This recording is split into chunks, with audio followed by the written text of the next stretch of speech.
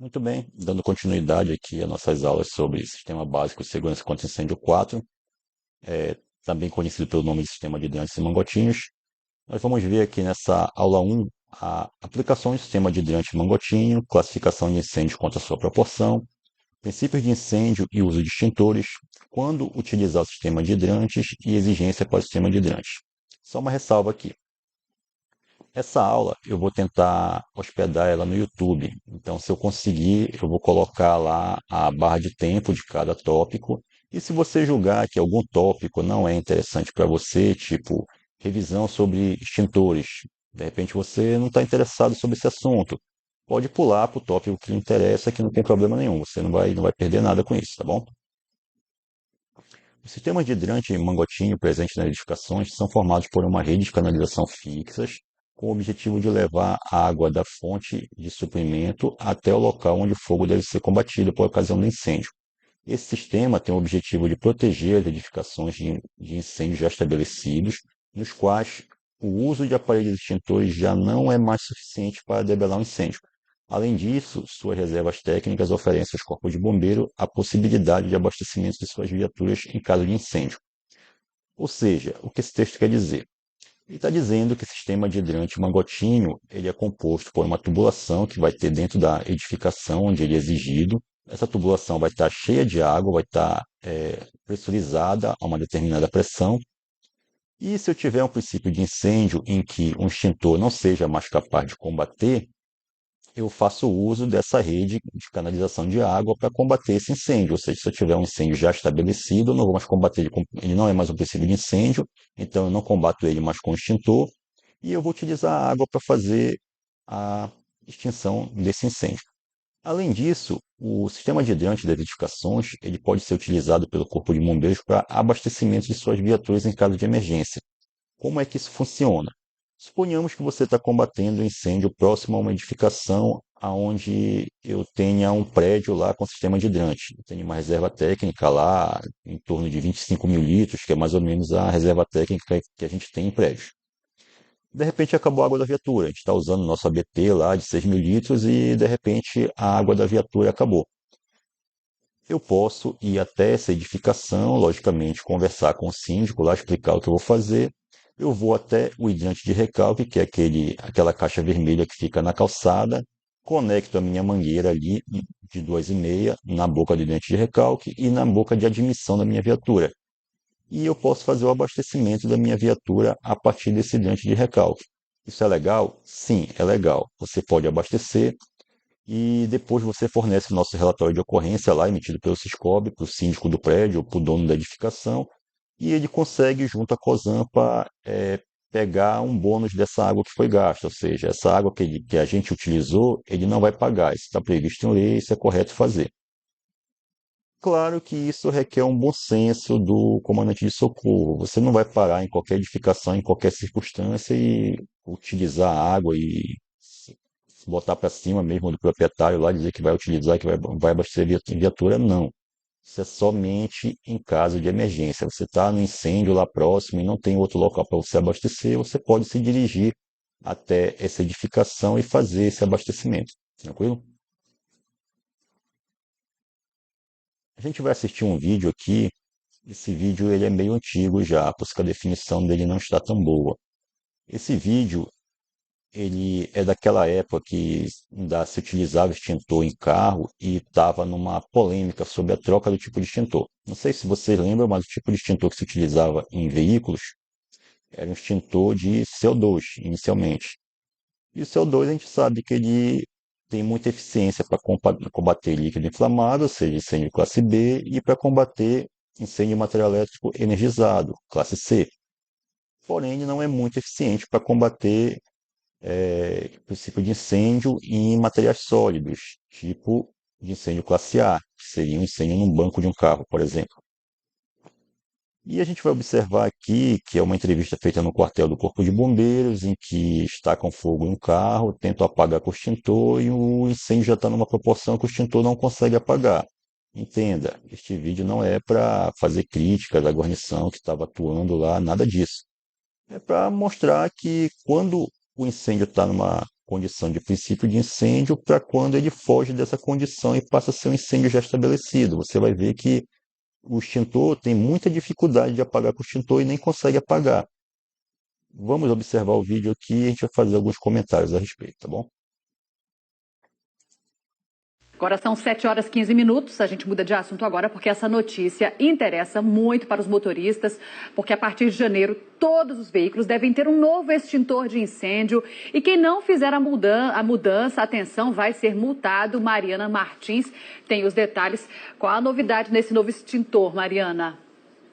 Suelen, como a gente já adiantou, a mudança é que o extintor antigo apenas combate o fogo em materiais elétricos, fio, placa, bateria e também em combustíveis em geral. Esse extintor novo também apaga o fogo em bancos, estofados, painel do carro. A gente está aqui no Corpo de Bombeiros para fazer uma demonstração. O Corpo de Bombeiros nos atendeu prontamente para orientar os motoristas sobre como funciona esse novo extintor, também a forma correta de usar. Sargento Johnny está aqui com o extintor antigo e a gente vai começar já a demonstração. A gente já colocou fogo aqui nessa parte do tambor e vamos tentar apagar com o extintor antigo, não é isso, tenente? Bom dia. Isso, bom dia. A gente está fazendo ali a extinção, como os senhores podem ver, com o extintor antigo, que ele vai combater o líquido inflamável e também os equipamentos elétricos.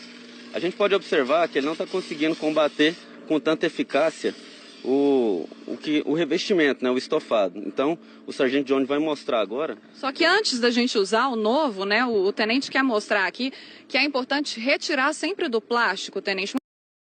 Só um adendo aqui, olha. O momento que o fogo fugiu de controle foi esse momento que a repórter parou o tenente aí para comentar. Talvez se o extintor já tivesse aberto já em pronto emprego, talvez não tivesse acontecido o que aconteceu, tá bom? Muita gente guarda no carro com plástico. Isso, é importante que a gente observe a validade e também saiba a localização exata do extintor no seu carro e não utilize ele dessa forma, né? Com plástico. Então a gente já vai fazer a abertura dele. E a maneira correta de usar também. Muita gente nem sabe onde está o extintor no carro, nem sabe como usar. E aí no momento do sufoco não vai dar tempo de ler, né? Isso, não dá tempo. Então a pessoa tem que ler as orientações básicas que o próprio extintor traz. E aí a gente vê, olha como esse extintor apaga mais rápido, né? Exatamente, ele é muito eficiente, ele faz o combate nas partes de equipamentos elétricos, líquido inflamável e também na parte de revestimento, como a gente pode ver ali, o banco do carro que está incendiado, está executando o combate com eficiência. É lógico que o extintor ele é para um princípio de incêndio. Se o incêndio tomar totalmente o carro, aí a gente tem que fazer o acionamento via 93 para que o Corpo de Bombeiros execute o combate. Tá certo, então ficam aí o Suelen, Saulo, as orientações. O sargento está aqui combatendo o fogo no banco para a gente mostrar realmente que esse extintor é mais potente, mais caro. Muitos motoristas já reclamam que é um equipamento mais caro, só que tem validade de 5 anos e o outro vale menos e esse também não pode ser recarregado. Como o sargento disse, qualquer emergência mais grave, 193 Corpo de Bombeiros. Tá pegando fogo ainda, Mariana. Fica mais para cá, ó. Chega para frente, tá? Obrigado. Beleza. Perceba aí que o incêndio tomou uma determinada proporção em que apenas o extintor não foi capaz de apagar mais, ou seja, aquele incêndio não era mais um princípio de incêndio, já estava se tornando um incêndio estabelecido. Vale ressaltar que esse extintor que a gente utilizava no carro é um extintor de 1 kg.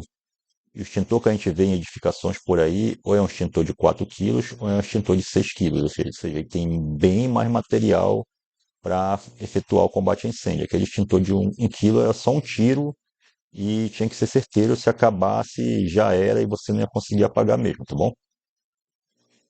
Prosseguindo aqui. Classificação de incêndios quanto à sua proporção. Com relação à proporção, incêndios podem ser classificados como? Aqui a gente tem uma classificação didática dos incêndios em relação à sua proporção. Princípio de incêndio são aqueles que envolvem uma peça de vestuário, um móvel, um motor e etc., que podem ser facilmente liberados com aparelhos extintores ou balde d'água. Ou seja, aquele incêndio que está pequenininho, numa cadeira, em um só objeto, você pega o extintorzinho, vai lá e atua com o extintor nele, vai e consegue apagar o fogo, tranquilo? Pequenos incêndios são aqueles que envolvem um cômodo, um compartimento interno, etc., os quais exigem maior quantidade de agente extintor e tempo. Ou seja, já é um incêndio que é muito capaz que você não consiga apagar ele com apenas o extintor, porque já está um incêndio com alguma proporção que talvez o extintor não consiga mais apagar. Mas seguindo aqui. Médios incêndios são aqueles que envolvem um andar, uma residência, uma pequena oficina, etc. Nesses casos, a presença de uma equipe de brigada de incêndios que possua rede hidráulica pode extinguir o incêndio. Um incêndio de médio porte já é geralmente o que a gente chama de princípio de incêndio, que a gente sai para nossas ocorrências para atender aí. Você não consegue mais apagar ele com extintor, você já tem que ter uma rede hidráulica, ou seja, um sistema de hidrantes com uma certa quantidade de água e possivelmente uma equipe treinada, ou uma equipe de brigada, ou uma equipe do Corpo de Bombeiros mesmo para efetuar a extinção desse incêndio. Grandes incêndios são aqueles que envolvem um edifício inteiro, grandes lojas, grandes barracões, uma indústria, etc. Já é aquele incêndio que já pegou a edificação toda, já não tem como você debelar ele sem ter uma técnica mais apurada, você vai utilizar mais de uma viatura para apagar. São os incêndios que a gente tem, por exemplo, no nosso centro comercial aqui em Belém. Incêndios extraordinários são aqueles que envolvem diversas indústrias, diversos quarteirões, uma cidade inteira. O único relato que eu tenho de incêndio extraordinário é o incêndio de Londres, que aconteceu lá na Idade Média, lá, depois você dá um Google aí e pesquisa aí sobre o grande incêndio de Londres, aí, que queimou a cidade toda lá. Então, aquele é um exemplo de incêndio extraordinário. Revisando as classes de incêndio. Aqui eu vou fazer uma breve revisão, mesmo só uma pincelada das classes de incêndio que vocês viram lá no CVT1, que é para a gente nivelar o conhecimento de todo mundo aqui de forma bem rápida, bem objetiva. Tipos de incêndio. Existem diferentes tipos de incêndio, em cada um requer uma abordagem específica para ser combatido de forma efetiva.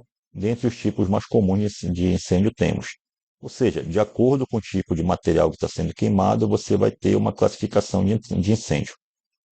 Incêndios classe A são incêndios em materiais sólidos como madeira, papel, tecidos, borracha, plástico e outros materiais orgânicos. Eles podem ser combatidos com água, espuma ou extintores de pó químico ABC. São os nossos princípios de incêndio que a gente pode combater com extintor de pó químico ABC ou mesmo extintor de água.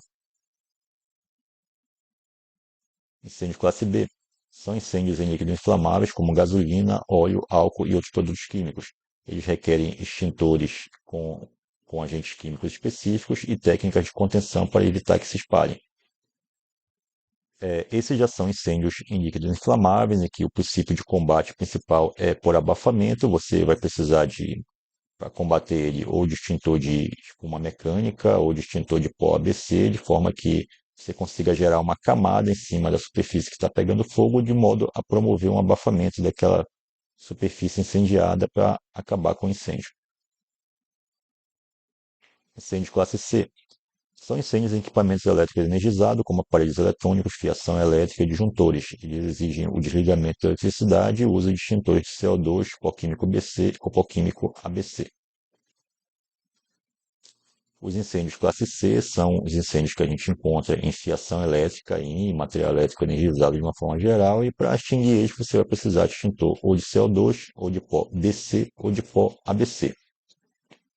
Aí só uma pequena ressalva aqui. Nas nossas ocorrências por aí, a gente verifica incêndio em poste, incêndio em medidor de energia elétrica, o nosso chamado olhão aqui, em que a gente atua com o FT ou, na falta dele, a gente atua com água. Pode atuar com água? Não é o mais adequado, mas dá para fazer? Dá. É uma forma de você combater ele, que você está se expondo a determinado risco, mas é um risco controlado, porque você não vai usar um jato contínuo de água nele, você vai usar jato intermitente. Tem muita gente que tem certo receio, muitos amigos nossos, nossa corporação tem receio de fazer isso, mas acredite, não tem tanto perigo assim. Você vai combater jogando jato intermitente e num dado momento é que você vai conseguir o objetivo de apagar aquele incêndio. É a forma mais adequada? Não. Mas funciona? Funciona. Eu gosto de fazer uma analogia assim, que é como você estivesse tentando pregar um prego com alicate. Vai pregar? Vai. É a ferramenta mais adequada? Não. A mais adequada seria um martelo. Mas vai funcionar? Vai. Na falta de um martelo, você bate o prego com alicate. Tá?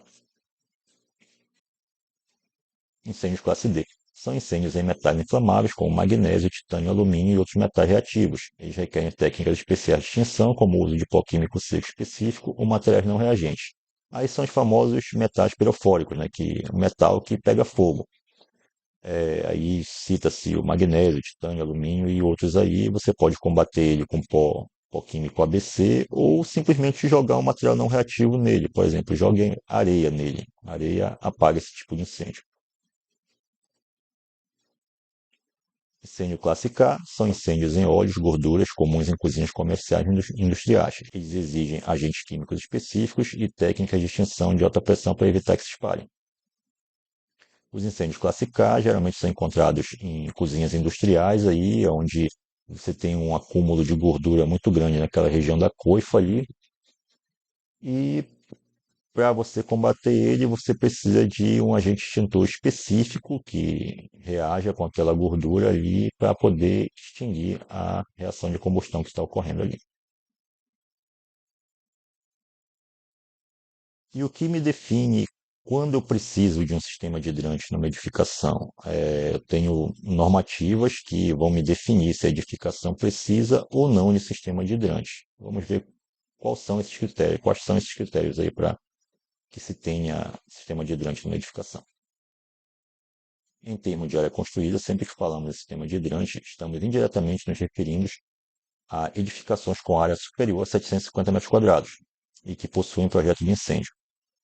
Ou seja, o principal critério para que se tenha rede de hidrante na edificação é ela ter área construída maior do que 750 m². Tem outros critérios também, mas por hora a gente vai se ater a esse daqui, conforme a disciplina for andando, a gente vai ver que existem outros critérios também que fazem com que a edificação tenha sistema de hidrante. Aqui cabe uma observação. Nem sempre esse 750 vai ser um fator decisivo para que a edificação tenha sistema de hidrante. Além dos casos de exceção que a gente vai ver especificamente em um capítulo lá na frente, existem duas exceções aqui que cabe a gente ver agora. A primeira delas é, para edificações do grupo A2 e A3, só será exigida a proteção por sistema de hidrante quando a área construída for superior a 1.200 m². Ou seja, para A2 e A3, o que é A2 e A3? Residencial multifamiliar, mais especificamente prédios para A2, e residencial multifamiliar estilo condomínio horizontal, que seria o A3. Para essas edificações, eu só começo a ter exigência de rede de hidrantes a partir de 1.200 m² de área construída. O A3, mais especificamente, você vai ter o que lá? Você vai ter casas, você vai ter um condomínio em que você tem várias casas, ou seja, você tem um condomínio que você tem vários A1 separados. Então, você só vai ter rede de hidrante se as áreas comuns desse condomínio ultrapassarem 1.200 m². O que é muito difícil. De antemão, vou adiantando. Geralmente, condomínio horizontal não tem sistema de hidrante. Ele vai ter o hidrante urbano, que é um outro caso aqui que a gente não vai abordar.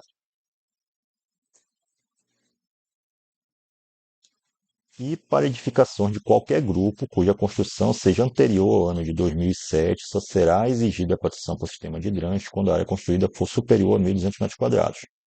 O outro caso de exceção é quando a edificação for uma edificação antiga, anterior a 2007, você só vai ter exigência de sistema de hidrantes também se a área for superior a 1.200 m². Mas isso aí para qual ocupação? Para todas. Para qualquer ocupação, prédio antigo é só a partir de 1.200 m². Isso por si só já explica muita coisa. Você vê que a maioria das lojas do Centro Velho de Belém, lá do bairro da Campina, lá daquela parte do centro comercial, não tem sistema de hidrante. Por quê? Todas elas são anteriores a 2007 ali. Tá bom? A exigência para a instalação de sistema de hidrante nas edificações ou área de risco está prevista nas tabelas de exigências da IT01, parte 1, conforme podemos observar a seguir. Lá na IT1, parte 1, você deve ter visto isso no CVT1, que é a nossa instrução técnica, aonde diz a medida preventiva exigida em cada tipo de edificação. Se você pega, por exemplo, a edificação, o grupo C, que são as edificações comerciais, aqui e você pega, por exemplo, o C2, que são comércios com média e alta carga de incêndio, onde vai englobar edifícios, lojas de departamento, magazine, armarinho, galeria, comércio, supermercado em geral, mercados e outros. Ou seja, quase todo tipo de comércio que a gente encontra por aí se enquadra em C2. Aí você olha aqui, tá, edificação de comércio, vamos ver aqui, de repente é um supermercado. Beleza, então isso é um C2. Aí eu vou lá na própria IT 01, parte 1, lá na tabela de exigência para o grupo C e observo lá se precisa de hidrante ou não. Eu vou lá na tabela 4C, que é a tabela de exigência para o grupo C, que ela me diz o seguinte, que isso aí são as exigências para edificações do grupo C com área superior a 750 metros quadrados ou altura superior a 12 metros. Aí eu vou lá naquele item vermelho ali, que é o controle de crescimento e supressão de incêndio, aqui. E aí eu observo, eu tenho o sistema de extintores de incêndio, no meio eu tenho o sistema de hidrante mangotinho e embaixo eu tenho o sistema de chuveiro automático. Mais especificamente aqui, sistema de hidrante mangotinho. Em que circunstância o C1 ou C2 ou C3 vai precisar de sistema de hidrante? Em todas as circunstâncias. Perceba que nessa primeira coluna a gente tem edificação térrea, na segunda coluna a gente tem edificação menor ou igual a 6 metros de altura, na terceira nós temos edificações de 6 a 12 metros, na quarta nós temos de 12 a 30 e na quinta nós temos acima de 30. Em todas elas, se a área for superior a 750 metros quadrados ou a altura for superior a 12 metros, eu vou precisar de sistema de hidrante. A princípio, é muito difícil você ter uma edificação que tenha 12 metros de altura e não tenha 750 metros quadrados. Então, basicamente, essa exigência ela acaba morrendo na área mesmo ali. A área a partir de 750 metros quadrados, você vai precisar do sistema de hidrante, tá bom? Bora ver um outro exemplo aqui.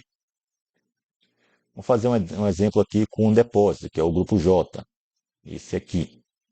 Imagina que eu estou trabalhando lá com um J2 lá.